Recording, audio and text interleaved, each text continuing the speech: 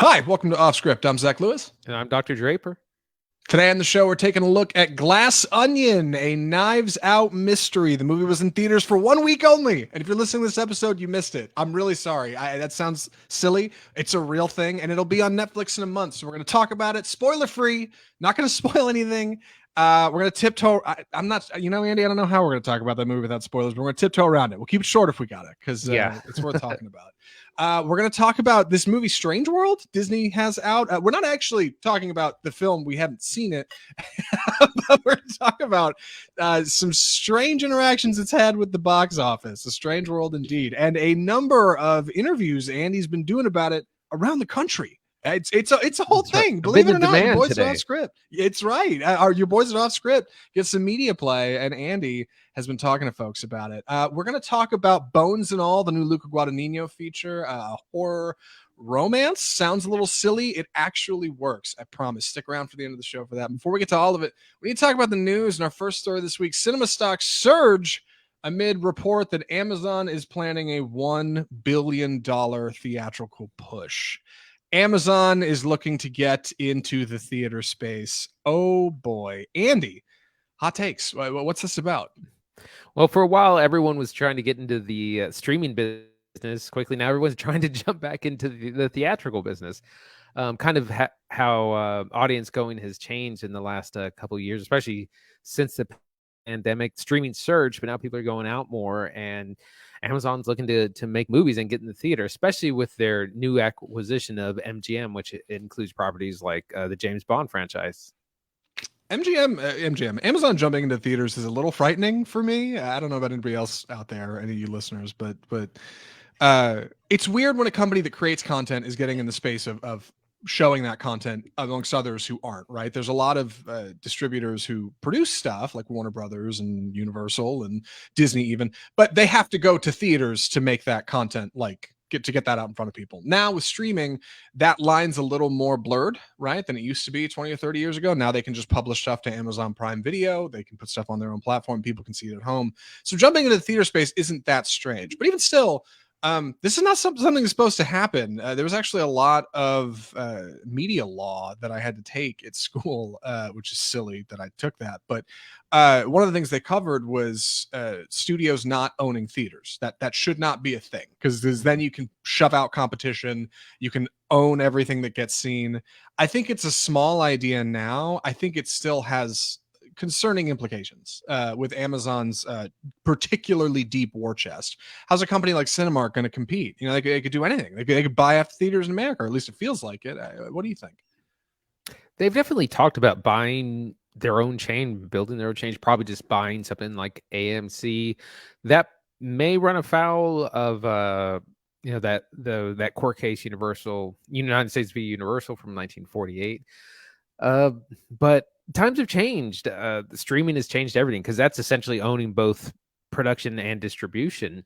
So we'll kind of see how it goes, but it is kind of exciting to see what kind of films they'll make, what size, what kind of budgets, what they'll, because they have a lot of new IP.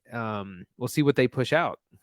Right. Yeah, that's kind of, I think, the upside. Nobody gets in the movie business to fail, right? Like, nobody gets in the theater business to show small films. Like, I imagine them going bigger, bolder. I think movies like Bond are meant to be seen in a theater. Frankly, I think movies like Netflix's Glass Onion are meant to be seen in a theater. So Amazon jumping into that, I think, is speaking towards a step up in quality. They did try this like a decade ago. That's what the Hollywood Reporter said when Vice President Roy Price and creative development head Ted Hope were trying to get into the theater space with Amazon. Didn't really go anywhere, but time will tell. Keep it here on Off Script for more. Top Gun Maverick is coming back to theaters again. Yet again. How? This movie was in theaters for like a year. It was, a really long run, crazy long run. Yeah, it came back over Labor Day. It came back over Halloween. It's coming back again during the Christmas season. It's the film that keeps on giving and keeps taking my money and everyone's money. It seems that Top Gun Maverick will be in theaters from December 2nd to December 15th, just shortly before it lands on Paramount Plus, where you can watch it there if you're a premium subscriber. This is wild, and I was kind of excited about this. I was like, let's get together. Let me think of someone who hasn't seen it and take them to a D-box screening so they can get ejected from their seat as well. Right. Yeah. Have your spinal column collapsed by the D-box seats and the thrill of Top Gun Maverick. Yeah, Top Gun coming to theaters I think is exciting. I know it was out forever. I love riffing on it. It's one of my favorite things about the movie. It's talking about how freaking long it's moving in theaters because nobody paid attention, nobody noticed. And the fact that it's coming back, I think, will probably go unnoticed by a lot of the general public who saw the movie once and then never really thought about going to see it again. So they weren't checking their local showtimes. They weren't keeping up with the news like we do on this program. I think it'll be fun. Yeah, I was just thinking if I could get my dad to go see it with me. Yeah, it's kind a of fun a modern time. Like, it's a modern classic. It's like, when Jurassic Park gets rescreened, or Jaws, or the original Star Wars. It's almost like that. It's like people are going to go out and see those classic films, and this is kind of turned into one of those. yeah, it is a stunningly fun time at the movies, especially all those live jet sequences. If you haven't had the chance, seriously, December 2nd to December 15th, please go see Top Gun Maverick in theaters. A ringing endorsement from your boys here at Offscript. We did review it on the show. We reviewed the D-Box experience on the show. One more funny thing before we move on to our next story. I was at Best Buy the other day, and in their like Magnolia home theater area with all their screens up, every single one of them was running Top Gun Maverick. It was great. I think we're going to be seeing that movie around for a little while, like it's got some just real staying power. Yeah, absolutely.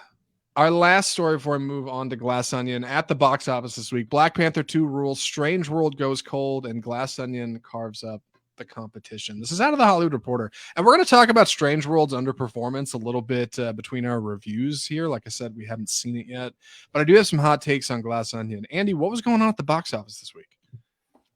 Well, it was crazy because there were like 5 new releases. Let's see, there was Knives Out, there was Strange World, there was Bones and All. Those are just 3 that I can remember. Wakanda Forever, again, still Fablemans. The Fablemans. There we go. Wah, wah.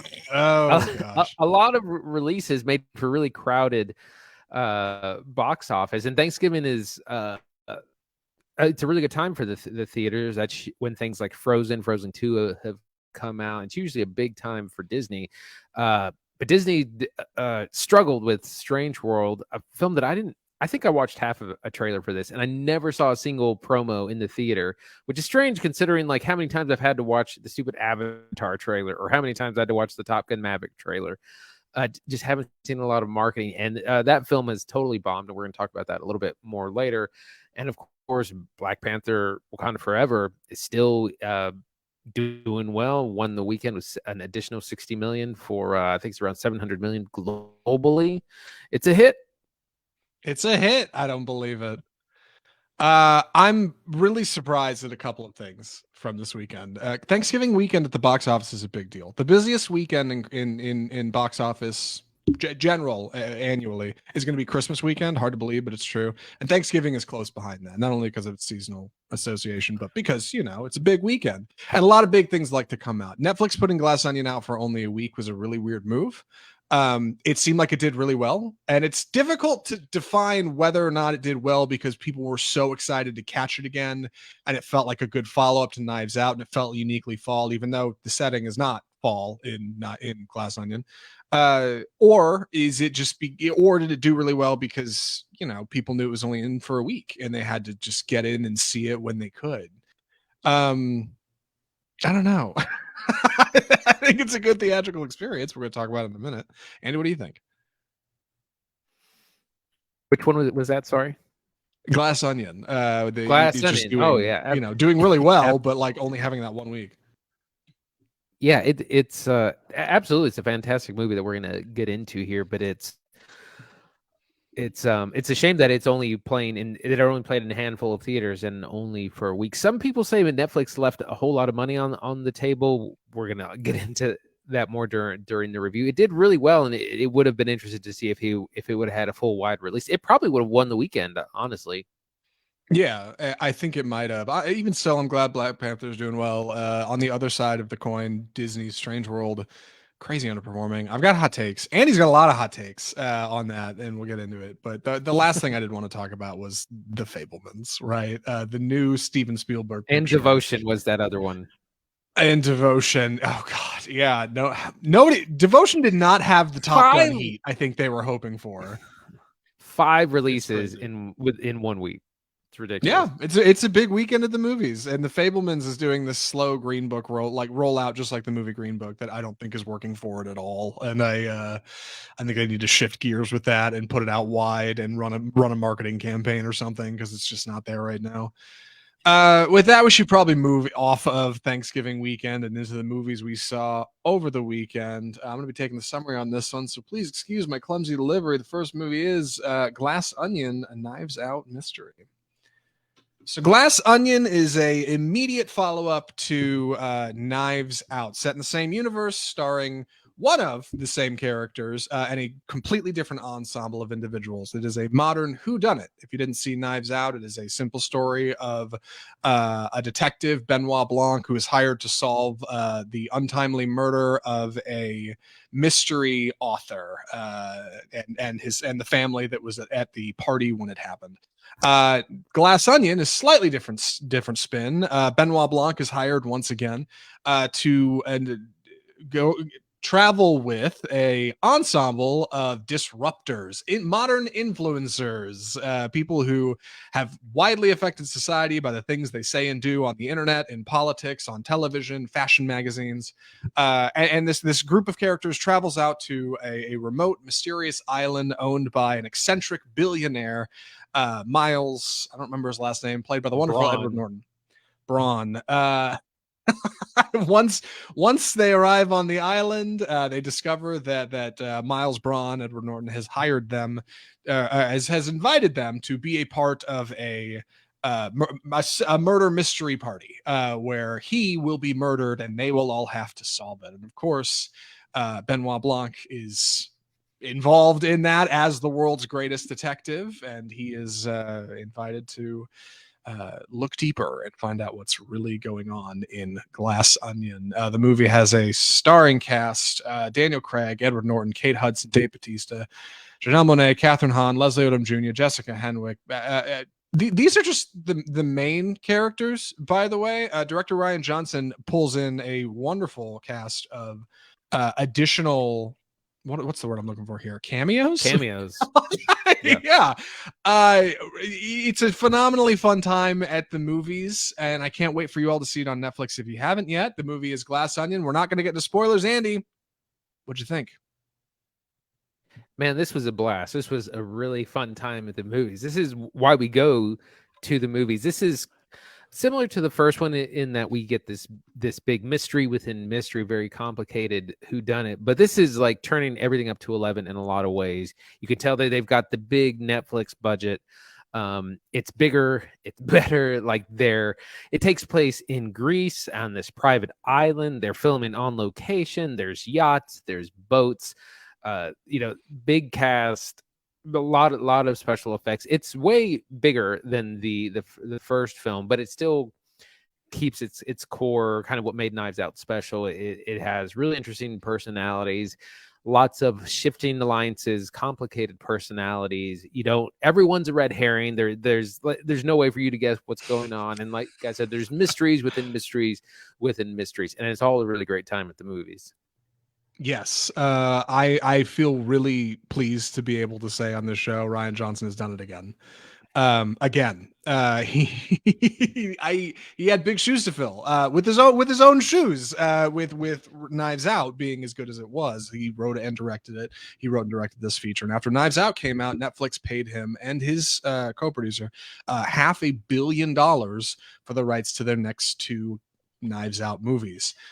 This is the first of those. He's not started writing 3 yet. He said he's still kind of working on it and gestating, and wanted to see how this was received. And while it's not fully out yet, it's being received very well. Glass Onion is, just like Andy said, a multi-layered, multifaceted mystery. How appropriate for its title, right? Glass Onion, as it were. It is good stuff. It's good stuff, man. I think it's probably just as good as Knives Out. I've seen some people say it's better. I've seen some people say it's worse. And it does a really good job of breaking away from the format of Knives Out, but still having like the perfect spirit of what Knives Out was, especially with Benoit-Blanc at the center, returning Daniel Craig. It reminded me of like Indiana Jones and the Temple of Doom, in that like it's very different from Raiders, but like it's totally an Indiana Jones movie. And then when they slide into Last Crusade, you get a return to a Raiders format, and it feels really fresh and good. That's what this feels like. Like it is totally Knives Out, and it's good stuff, man. I really enjoyed it. Our whole cast is great. Everybody's good. And the thing that works really well here is it's a smaller ensemble cast than Knives Out featured. Knives Out featured a bigger family, couples, a couple siblings in there, a couple kiddos. This is much smaller. There's less characters that you're dealing with in your main mystery. But that gives everybody more time to shine, which is perfect because everybody's really well cast and everybody's a lot of fun. Like I enjoyed everybody in this movie. Yeah, that reminds me of a line from the first movie when he says that not the what the Nazi child said. Yeah. Oh, yeah. So that's cast is a good place to start. It's a great place to start. We have Edward Norton playing the eccentric billionaire, which is very much modeled off Elon Musk, very blatantly. We have Janelle Monáe who plays all these characters are kind of connected in youth and are still connected in kind of adulthood as well. Catherine Hahn plays this governor, senator, political figure. Leslie Odom Jr. is a scientist who works for Miles. Kate Hudson is kind of an influencer person. Again, connected. Dave Bautista is a great stand-in for Joe Rogan.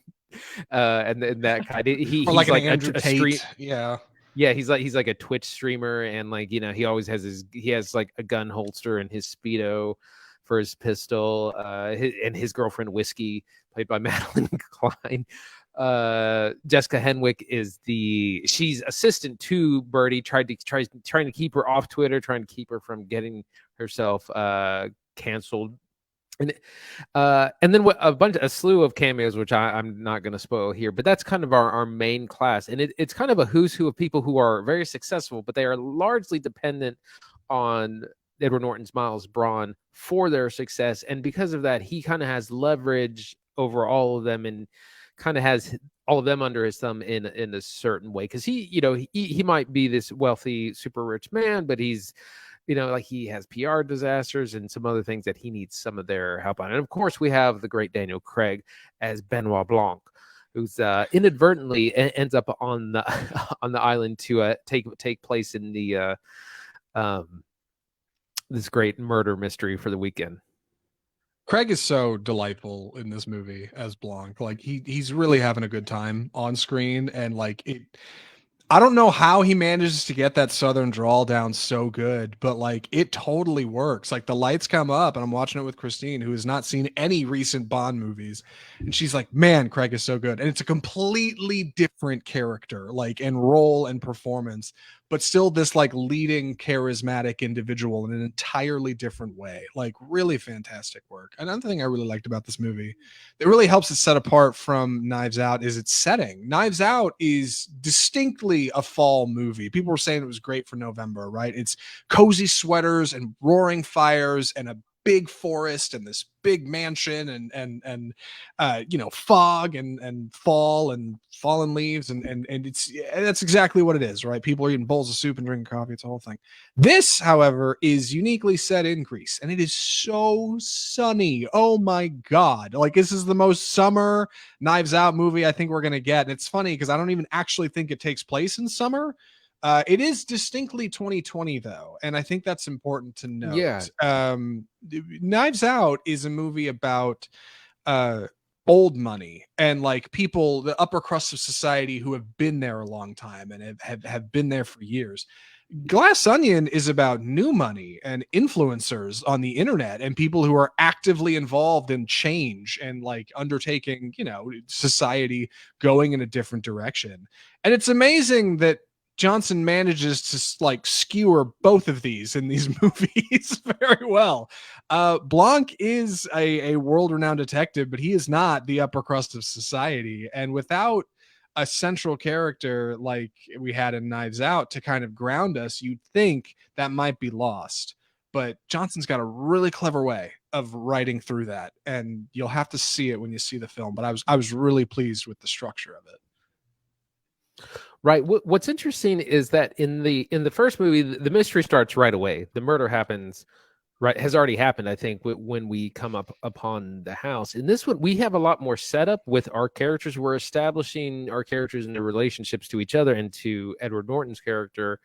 And the murder mystery doesn't really start till about halfway through, which I thought was really interesting. But it does still really work, I think. Yeah, I was really pleased with it all around. I've been glad to see other people say the same. Um, I don't want to say much more without treading the spoiler territory. And I don't think this is the kind of movie you want to do that with, especially a whodunit. But it is interesting this is out a month ahead of when it comes out for everybody else, right? Wouldn't Netflix be afraid the mystery might get spoiled? I mean, wouldn't they be concerned? People might, hear a cross review. I love the confidence like they had to put this in theaters because fundamentally it is a theatrical movie. Like Andy said, it's so much shot on location. Like compared to something like freaking Thor, like there's hardly any green screen that I noticed in this film. If it's there, it's really sneaky, just like Knives Out. Like it's very effective stuff. I wish this was in theaters longer. What do you think, Andy? Yeah, well, luckily it's one of those movies. It's a mystery movie, but it doesn't depend on the revelations to make the movie. That makes for a real weak premise a lot of times. It's a lot of fun along the way. There's a number of mysteries to be solved, but it's fun. The characters are so unique.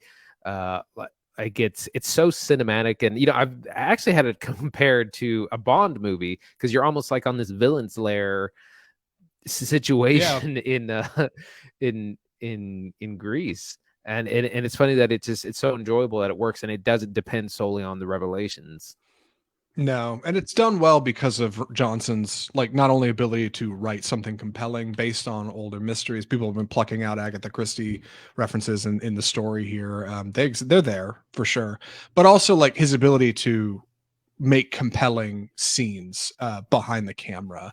Um, he directs some sequences so well in this. Like Tarantino likes to say that suspension is like pulling a rubber band on screen and just pulling it tighter and tighter and tighter and tighter. And everybody knows it's going to snap, but that feeling of suspense of waiting for that thing to finally snap, uh, that's what makes good suspense. And Johnson has got that so perfect here. Some of the editing in this movie is so sharp. He's got sequences that are tributes to Hitchcock. He's got sequences that are like radically new ideas. Really, really clever work. And I'm so pleased to say that just like Knives Out, like it feels so good to watch a really smart movie in theaters, especially one that's going to be coming to Netflix. And hopefully I can recommend to everybody when it actually comes out in December. I hope I can watch this again with my parents, like it's a great time at the movies. It's really good stuff.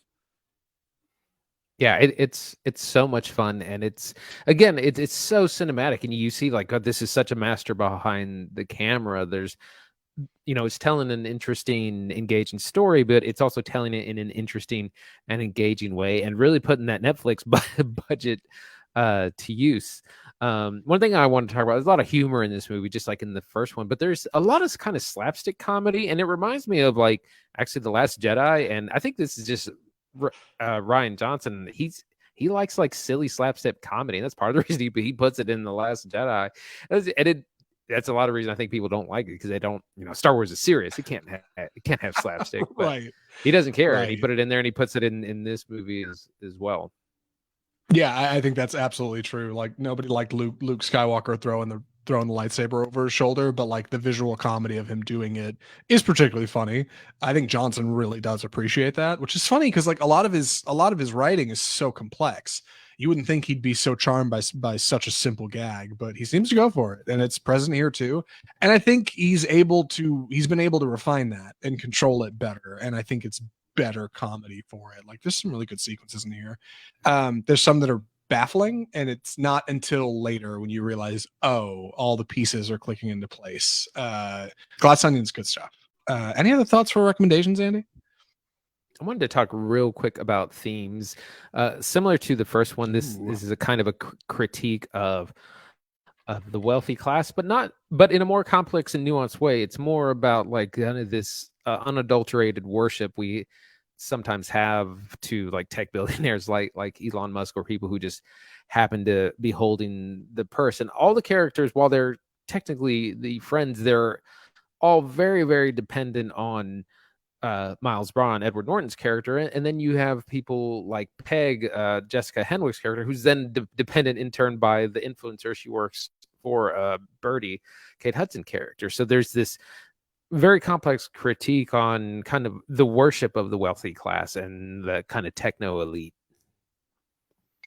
Yeah, I think that stuff is effective and standing out from its predecessor, Knives Out, because it's swinging at a different piece of like the upper crust of society.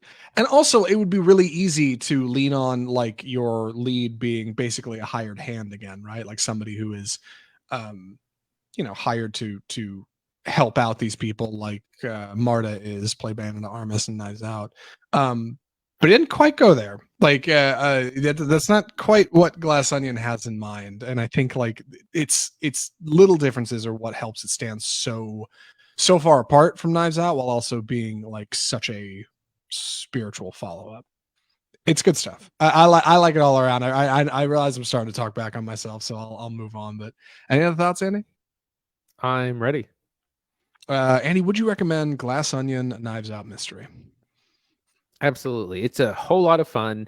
It's a brand new mystery. It's turned up to an 11. Like the budget is so much bigger. It's doing it on a grand scale, on location, real sets, real people, and it's again a critique of the wealthy, and it's on this bizarre island, almost like I said, James Bond-esque lair. It's a lot of fun. It's got a great cast. It's definitely one of my favorites of the year so far. Highly recommend. I'm in the same boat. Glass Onion's a ton of fun. Would recommend. I think it comes out December 23rd.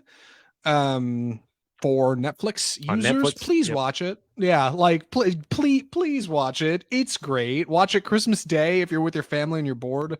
Christmas Day is the busiest day at the movie theaters nationally, which means on Christmas you're probably getting to a point where you don't really want to talk to your family for a couple hours. Save the money, stay at home, watch Glass Onion. It is a ton of fun. And one more thing, before we move off this, I did want to ask Andy. I saw some people with early critiques saying this movie looked like a Netflix movie in cinematography and presentation. Like, you would wholly disagree with that, right? Like, I didn't see Yeah, that at all. absolutely I think it's the not. most Yeah, one of the more cinematic features of the year. yeah, absolutely. Yeah, it was a really, really odd critique. All right, yeah, this movie does not look like a Netflix movie. It looks like a theatrical. Go see it. It's great. If your local theater runs it at a midnight show or something, go watch it. Like, it's cool. I would encourage you to check out Glass Onion, and if it's possible, see it in a theater. With that, we need to move on to our next segment. Andy, do we open up the segment first and then talk about how you have been talking about this a lot on Yeah, yeah. television and Let's do that. radio? Let's Or do that. all right, please go ahead. It's time for the death of cinema. So Disney's Strange World to lose 150 million plus in its theatrical run. I actually got to do a few media spots talking about this very same topic and explaining why this Disney animation film is such a bust, and also why a number of Disney's latest animated features like Lightyear have just not done super well. There's a lot of reasons. It's kind of a perfect storm. This is an unfamiliar property. It hasn't really been marketed well. There's 5 releases coming out this Thanksgiving weekend. Black Panther: Wakanda Forever is still in theater, so Disney's kind of competing with itself. You have A Tale of Two Bobs with the switching of Disney's CEO from Bob Chapek to Bob Iger. A whole lot has contributed to this failing and at the box office, and so that's what we're getting into. Zach, do you have any hot takes? Dude, I have so many hot takes. I have a number of reasons why I think this movie's underperforming. I want to get into them and run them by you, but first off, just the umbrella before I start to nitpick just a little. If Disney wanted to do well at the movies, Disney would do well at the movies. Like, The reason this movie is not doing well is because Disney simply decided at some point they were not going to put in the effort. They weren't going to put their foot on the gas, and they weren't going to press forward. I know so many people who don't know this movie's coming out, have not seen an ad for it, don't really recall it, thought it already came out, thought it was straight to Disney Plus. It is wild. And just getting people, I've been trying to get people to go see it with me because Christine wants to see it. And I said, okay, well, we'll get a group together. Even that has been like telling people for the first time. And they're like, there's a Disney movie out. Is it like a live action? What's the deal? Like, nobody knows about this thing. Let's start there, Andy. Why do we think Disney's not pushing this? I have thoughts. What do you think? Well, there's no, I mean, Bob Chapek hates animation. He is quoted as saying adults don't see animated films, and so they haven't been the push. I mean, again, this is the studio that owns Thanksgiving. I mean, this is when like Frozen 2 came out, and whether you wanted to listen or know the music of Frozen, you knew it for so many years. It was just like you couldn't escape it, and yeah, there wasn't a push for it. And I mean, like I said, we go to the movies a lot. We see a lot of trailers over and over. And I don't remember seeing a trailer for this at all. I think I watched half of one on the internet. It just hasn't been pushed. It has a very generic title. It doesn't tell you much about the property. There are some thoughts that it has its main character is gay, and that might be hurting it as well. That might be part of the reason it wasn't pushed. Those are some of the reasons. Zach, what do you think? Yeah, so first off, the content, right? You've got a gay lead, first time ever in a Disney movie, right? I don't even know if they're the lead, but I'm seeing that headline a lot as a joke because Disney has premiered a lot of gay characters in movies, and there's always headlines like it's the first time. I've heard the messaging in the film is pro environment, anti-fossil fuel. I don't know. I haven't seen it, but I think Disney might have been concerned of rattling a base that is already that thinks they might already be a little too woke. Your leads are older. This is not a movie aimed at children, but the animation style is uniquely childish, big round eyes. It doesn't actually stand out as like something really unique like Lightyear with a really bold art style, and it looks just kind of plain and flat. It doesn't really even stand out the way a Pixar feature traditionally would, like Turning Red had a very unique art style. This kind of doesn't. In fact, the first time I saw a teaser for Strange World was in front of Lightyear, and I legitimately thought they were just using like the Lightyear engine they built for like planets and lighting and light refraction to make Strange World. And I would wager they did do that. Like odds are they pulled this out as like basically an additional. We built this whole engine like to run Lightyear and make it look awesome and generate planets with fog and light rays coming through. Let's just do that again, right? Let's just make a little bit more off the back of that. There's a chance this was supposed to be a Disney Plus write-off, but we recently find out that Bob Chapek has been pushing stuff to Disney Channel Originals to try to write off the cost of what would be Disney Plus losses. Which is silly, by the way. We talked about this last week. You can go back and check out the episode, but Bob Chapek should know that like creating any streaming platform means you have to produce a ton of content and will cut losses the whole way down. But regardless, so missed audience. Basically, you're not aiming this directly at kids. Confusing messaging, not a lot of promotion, and generally just like not a great look means as far as the content is concerned, people aren't going to be very interested in Strange World in general. Now, there's a lot of competition at the movies. Andy's right. There are like 4 other movies that came out this weekend. And you would think Strange World would have a place, right? But it's not uniquely like for kids. And I think that leaves families in a lurch. They don't know if they should take people to go see Strange World. Andy, why do you think Disney wasn't marketing? Go ahead. Yeah, no, you're right. There were 5 releases this week, which is kind of crazy. But this was the only kids film. And so it kind of should have cornered that market, but again, there was no buzz. That you got to get the kids excited. You hope that the kids see a trailer in somewhere earlier in the year and really want to go, and it's just not kid friendly enough. I think that's absolutely right. And again, like I said, Wakanda Forever is still out in theaters, and if you haven't seen it, you're definitely going to take the kids probably to that. And if you have seen it, well, you might see it again because maybe someone else in the family hasn't gone, and it's a good time. So it's a really odd release. This probably would have done better something like in the spring or something more on its own. Yeah. I'm not sure why Disney didn't decide to like do more of a push for this, because you do have to wonder like why wouldn't they try to push it and market it and get it going anyway? Maybe they were afraid of like rattling political sabers. Bob Chapek was ousted days before this movie premiered, so it's pretty clear that like leading up to the production of this thing, things have been a little testy at Disney. And it's hard to say why exactly that is, but it reminds me of how they treated Treasure Planet, an animated movie that came out just over 20 years ago from their studio. They did little promotion for that movie, and then after it came out, they didn't put it on home video for years. You could not get it. It didn't go to Disney Plus right away. Like, it was not made available on VOD. Like, it was a difficult thing to see that movie for a while, because they felt like it wasn't really aimed at kids and people weren't really going to go for it. And that was a different CEO and that was a different time.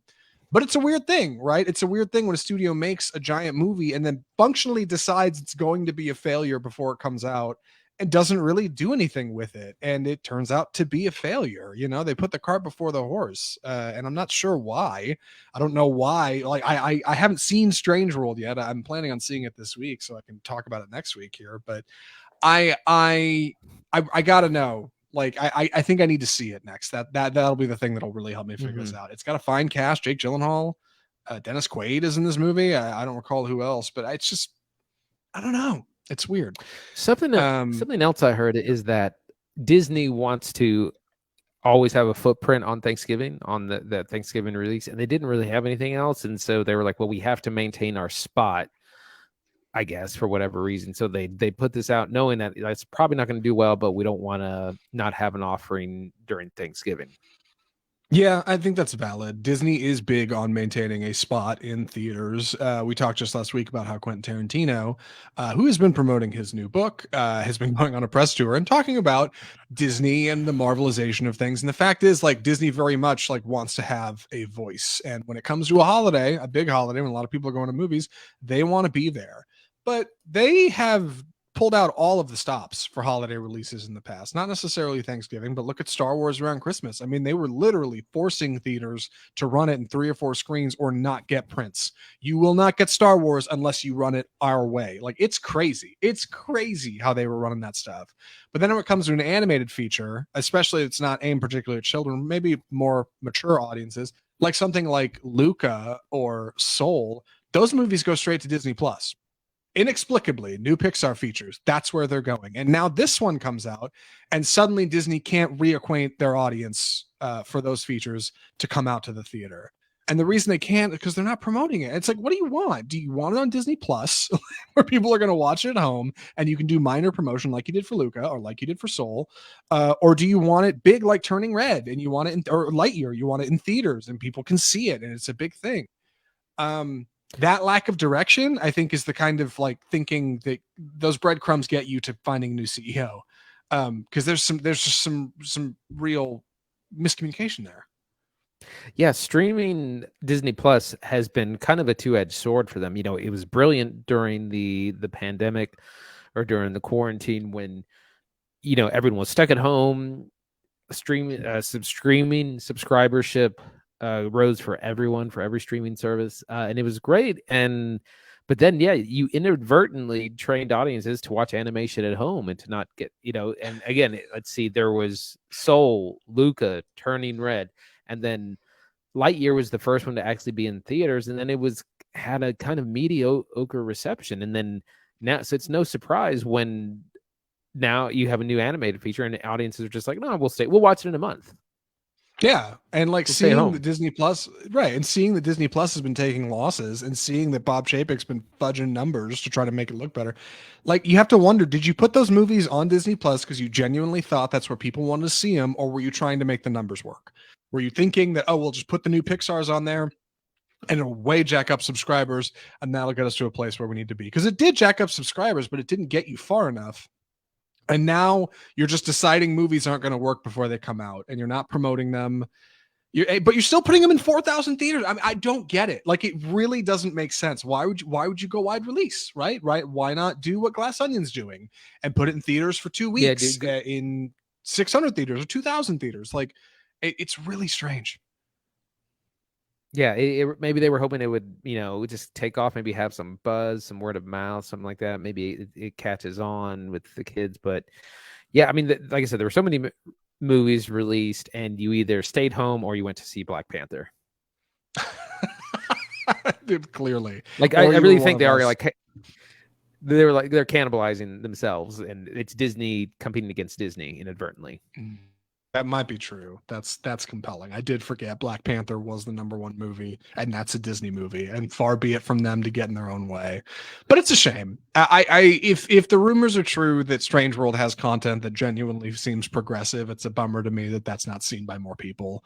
And it's especially a bummer that Disney doesn't really decide to get behind that when it counts. But for all I know, Strange World's bad, right? Maybe it's not a good movie. I think it's got a B cinema score, and I'm planning on seeing it this next week for maybe a micro review on the show if I do actually get to watch it. Of course, we'll talk about it, but we should probably move on to our last film of the episode.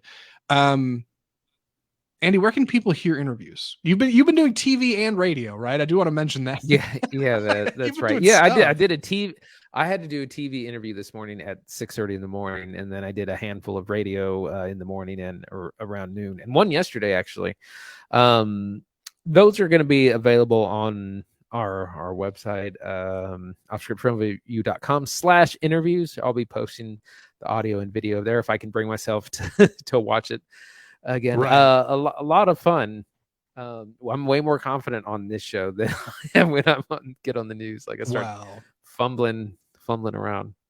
Of course. Yeah, nothing but love for Offscript. Well, thanks for going out and representing the show. I appreciate it. If we have any new listeners here, welcome. And while you're here, subscribe. Also, thanks for listening. That goes without saying. But hey, if you like what you're hearing, subscribe. With that being said, we should move on to our last review of the episode. Andy's graciously agreed to take the summary on this one. Andy, please take it away. Bones and all. So this is the latest feature from Luca Guadagnino, who previously did the Suspiria remake and also Call Me By Your Name, which really put Timothée Chalamet on the map. I think he was nominated for an Oscar for that role. And now we have this new kind of Thanksgiving offering. The short version is that this is a cannibal love story. Like I said, it stars Timothée Chalamet and also newcomer Taylor Russell, who's actually the lead in the film, and also has appearances by Mark Rylance and Michael Stolberg. The story is Taylor Russell plays Marin, who has kind of an addiction, and that is one to human flesh. At the beginning of the film, she is kind of abandoned by her father, who has helped her and had to move from place to place anytime there's been an incident, anytime she hasn't really been able to control her condition.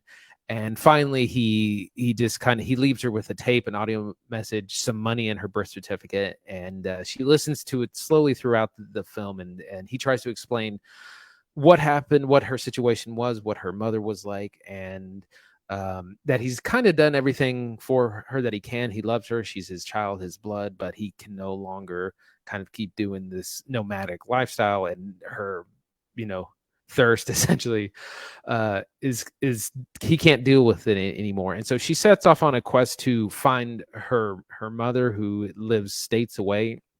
And along the way, she comes across other what they call eaters, people who have the same desire to eat human flesh, and who can kind of smell each other. And this is where we meet people like Mark Rylance and eventually Timothée Chalamet, where they find this companionship. And it's a love story, but it's more about finding your people, finding your tribe, and acceptance and things like this. It's a big metaphor for sure. And this is based off the novel by Camille DeAngelis. Lots to say about this movie. Zach, what'd you think?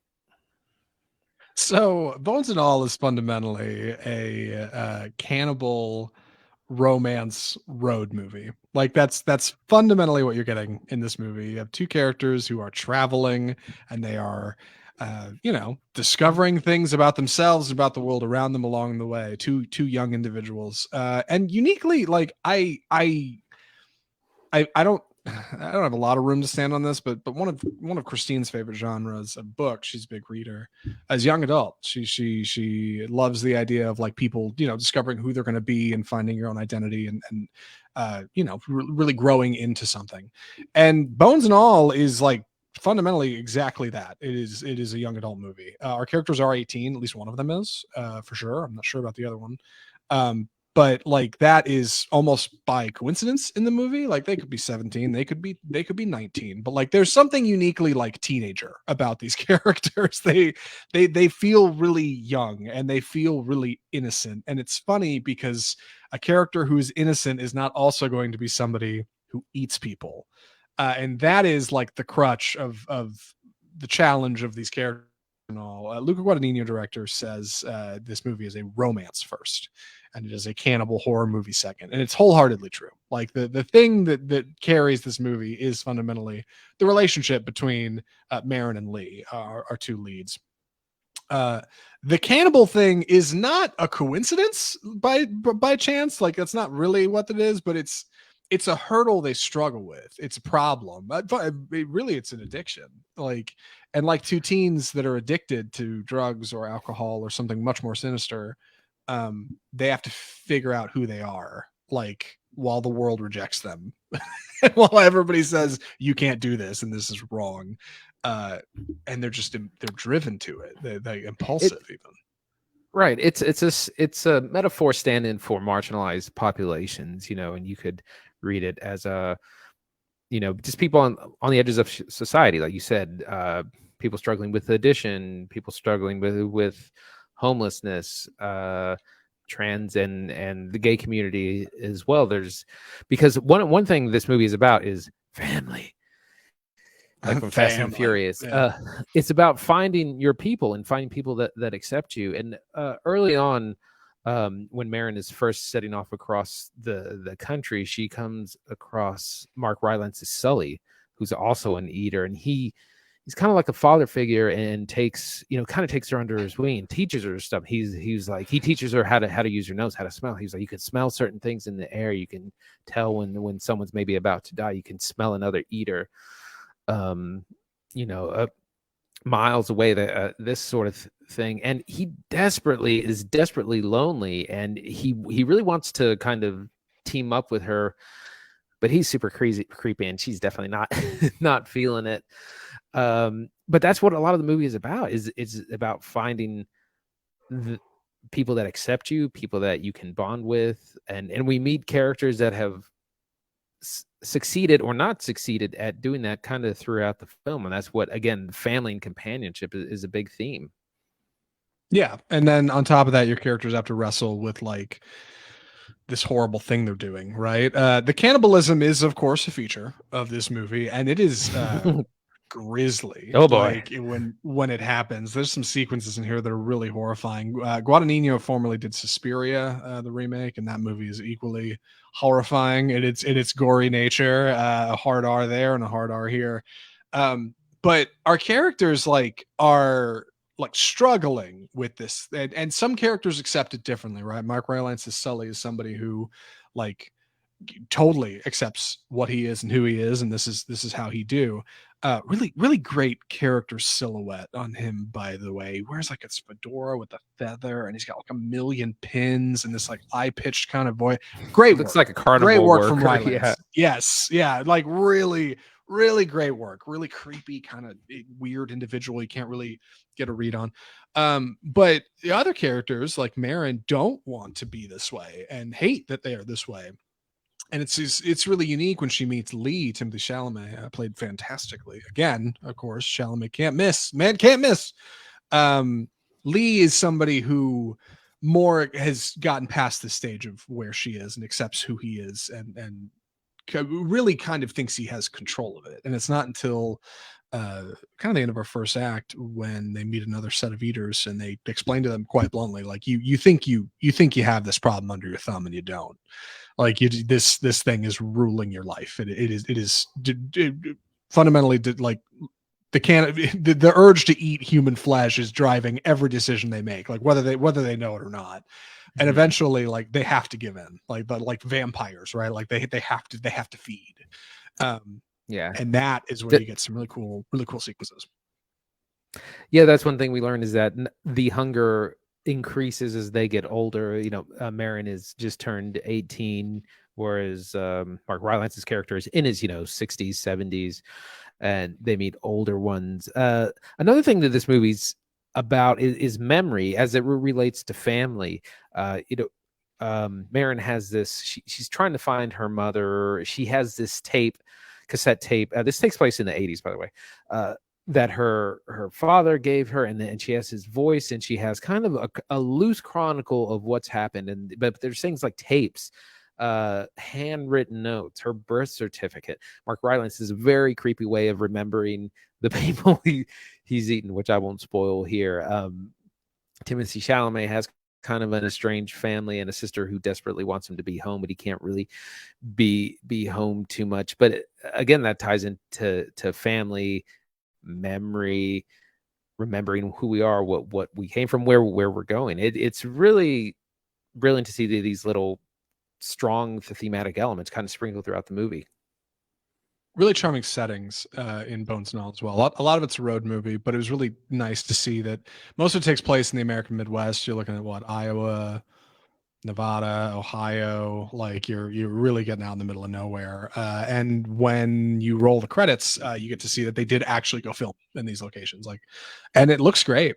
Like lots of big landscapes. They have this old truck this old rickety pickup that they kind of drive around in, and you get some really charming sequences of these two just kind of like growing to get to know each other, and also learning how to feed and how to work the system and find victims, and that stuff is terrifying. Yeah, but it's terrifying from afar. You get to hold it at arm's length because the monsters are our main characters, and that when they're not being these people, they are uniquely innocent, and they are uniquely they stand away from what they're doing. Marin at one point declares that, well, I'm never going to do it again. And Lee's like, sure, you're not, like this is why we're out here in the middle of nowhere. These are the characters we are. Like, I was really impressed at the depth that comes out of such a simple idea, right? Cannibal love story road movie. Like it sounds like any other road movie, but it goes further. And like, that's really impressive with two actors who are really young, and a script based on a book. Yeah, absolutely. It's just I found it really moving and compelling. It's not the romance of the year or of the decade or anything of that, but I think it's a step up in film in discipline, mostly for Guadagnino, because Suspiria is maybe a little overly long. It's 2 hours 40 minutes. It's trying to take on something as complex as the Holocaust in its background and its themes. This seems toned down. It seems more simple, and it's better in a lot of ways. It's more efficient. It's more disciplined. The story's much more cohesive. And man, it is creepy. Like as a piece of horror. I mean, I read about there being a lot of walkouts in some people's screenings, and I can absolutely see where that might happen. But it doesn't have like a jump scare. It's not that kind of horror movie. It's about mood. It's about creepiness. It's about untrustworthiness, because all these eaters are kind of drifters, and you don't really know who you can and can't trust. And even Mark Rylance's Sully, he is a character who is helping our protagonist, but man, you just don't know if this guy's, if he's gonna stab you in the back or not. Yeah, like with any small feature, like you can look at the cast list and see, usually your top few players and realize these people probably have pretty large parts. And I don't think there are any small parts in Bones and All, except for a couple of quick, smaller parts. Michael Stuhlbarg is really effective in the scenes he's in, but he was totally on set for like a day, like easy. And also a surprise appearance, very small, from director David Gordon Green of the recent Halloween movies. That was really odd. His character named Brad. Keep an eye out for him. But otherwise, like Bones and All is a really good time for what it is. It's a slower movie. It you know, it settles at a certain level of energy that is not like excitement roller coaster at the movies. But I think it's really sharp. I would expect it for streaming to show up on something like HBO. You know, your premier streaming service is where I would hope this turns out. But I'm looking forward to people being able to see this more. It's in theaters. Any other thoughts for recommendations? I think I'm ready. Andy, would you recommend Bones and All? I would, with a lot of caveats. Definitely, if you're a fan of horror and of Guadagnino's previous work, if you've seen Suspiria, that movie gets pretty gory as well. This has a lot of real intense scenes. Like I said, there were some walkouts, but if you can stomach the horror, pun intended, I would definitely recommend it. It's a deep film about family, about memory, about addiction, about finding our people, about finding companionship, brotherhood, sisterhood, these kinds of things on kind of the margins of society. Yeah, I think Andy's totally right. Like, this movie is a movie about people who are the weird ones, right? Like the people on the outside. And I think if you're the kind of person who's interested in this movie and you go see it, you might find a unique kinship in the theater with the people you're seeing on screen, not because they're cannibals, but because like they too are unique in a way that the people going to see this flick are. Like you have a, I don't know. You have a morbid curiosity, a unique interest to see just what's going on in Luca Guadagnino's Bones and All. And I'm pleased to say, like, I think if you get there, if you buy the ticket and you take the ride, you're going to enjoy what's happening here. It's different. It's unique. It's slower. It's thoughtful. Can't wait to see what he does next. That's Bones and All. And that's Off Script, episode 198. Oh my God, Andy, we got 2 episodes till episode 200. Oh my gosh. One episode to start planning it. I know. What are we watching next week? I was just looking at the calendar. I was thinking, well, we were talking about this before, but it's a slow week. Maybe it's worth taking a week off and then coming back for 2 shows in December, hitting episode 200, wrapping for the holiday, and then we come out strong with 201 in January. That's a real possibility. That's right. We're going to start talking about our top 10 lists as well, even though there's like 10 Oscar films that have to come out in the next month.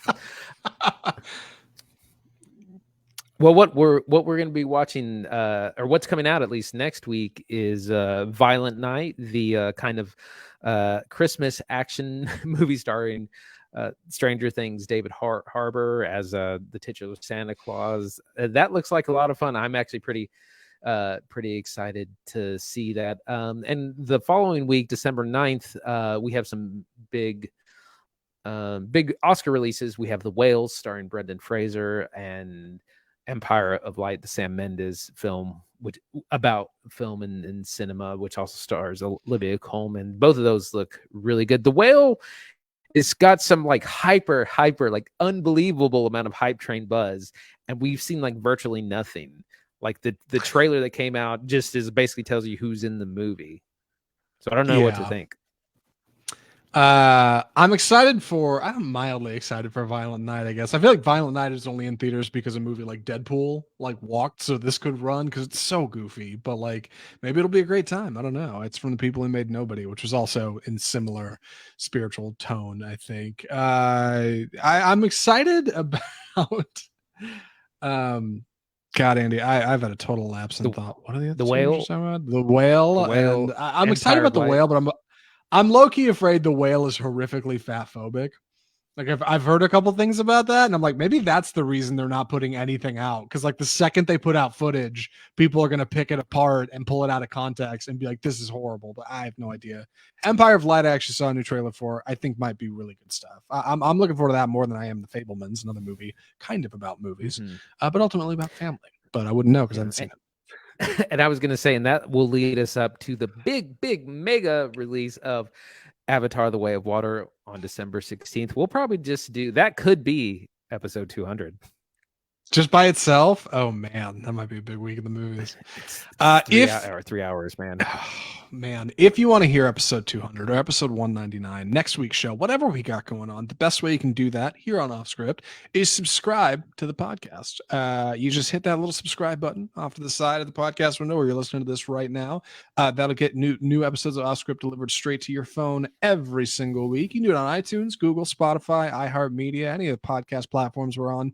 You can follow us on Facebook where we live stream our show every Tuesday around 5 p.m. CST. You can follow us on YouTube where we upload our live streams shortly thereafter. We're on Twitter, we're on Instagram, we're on all the usual social media places. You can follow us there. But the best way to keep up is subscribe. And hey, if you want to see those interviews Andy's been doing, because those are a real thing, you can go check out our website, offscriptfilmreview.com. I got to go see him myself. I don't think Andy's got him up yet because, again, and to be fair, when you go on TV, you want to get a little time to breathe before you check out that footage and be hypercritical of yourself. But I'm sure you're fine. I bet it comes off. It's amazing how much I can ramble on our show, and then when you get me on camera, and I'm like, no pressure, no pressure. Struggling. You're doing great. Hey, I appreciate you going out there and repping the brand. Thank you. And if you want to send us any correspondence, you can email us directly, mail at offscriptfilmreview.com. You can comment in all the usual places. You could tweet at us. That's a great way to go. But, that's a special way to do it. And I think that wraps episode 198. Good Lord, we're coming up on 200 fast. 200 episodes off script. Where have I been? Longest running podcast I've ever been a part of, for sure. Hands down. Wow. 5 years this month. Yeah, I know. And we got top 10. Maybe we'll do Avatar in top 10. I don't know. That's a good one. That sounds like a show. That sounds like an episode. By God, that sounds like a great time. All right. Well, from all of us at Off Script, the home of bold cinema, I'm Zach Lewis. And I'm Dr. Draper.